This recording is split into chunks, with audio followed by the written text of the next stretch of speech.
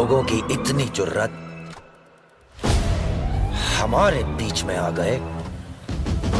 Jail जाते वक्त ये हथकड़ियां तुम दोनों के हाथों में होंगी। आखिर तुम हो कौन? हम कौन होते हैं बे?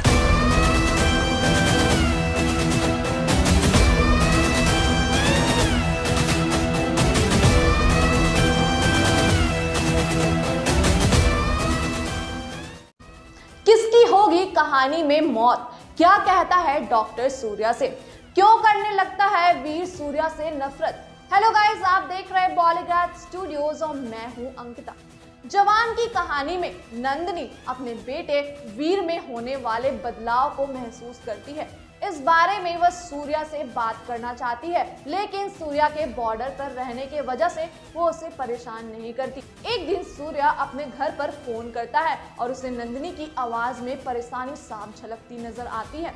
सूर्या बात की गहराई को समझते हुए अपने सीनियर ऑफिसर से छुट्टी लेने की बात करता है, जिस पर ऑफिसर कहता है कि कैसी बात कर रहे हो सूर्या, तुम हमारे टीम के लिए बहुत जरूरी हो और इस वक्त के हालात को तुम जानते हो ना, दुश्मन देश कभी भी हमारे पर हमला कर सकता है।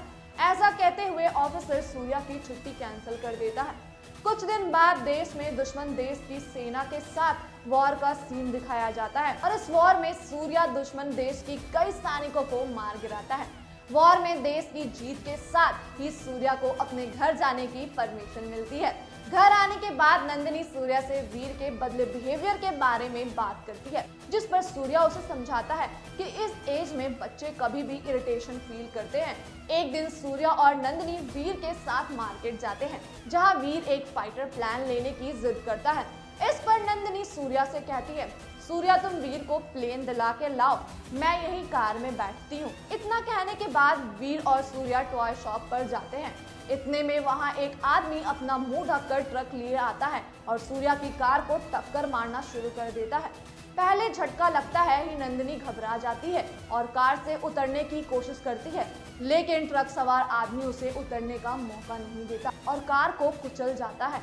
जाते जाते वो आदमी कार के पास एक चिट्ठी फेंक के जाता है। सूर्या जब वीर के साथ वापस आता है तो नंदिनी उसे मरी हुई हालात में मिलती है। सूर्या को समझ नहीं आता ये सब कैसे हुआ। सूर्या नंदिनी को उठाकर बहुत रोता है। तब तक उसकी नजर चिट्ठी पर पड़ती है, जिसमें लिखा होता है कि लड़ाई में मारे गए अपने साथियों का बदला उसने सूर्या की बीवी से लिया है, लेकिन अब उसके बेटे की बारी है। इधर वीर अपनी मां को ऐसे हालात में देखकर बेहोश हो जाता है, जिसके बाद एक हॉस्पिटल का सीन आता है, जहां वीर बेड पर लेटा हुआ रहता है और डॉक्टर उसका चेकअप कर रहे हैं। डॉक्टर सूर्या से कहते हैं कि वीर के दिमाग पर अपनी मां की मौत का गहरा सदमा लगा है।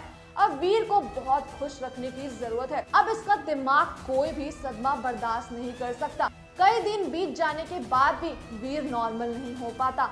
वीर हमेशा कमरे में नंदिनी की फोटो के सामने बैठा रहता है और मन ही मन में अपनी मां की मौत का दोषी सूर्या को मानते हुए उससे नफरत करने लगता है।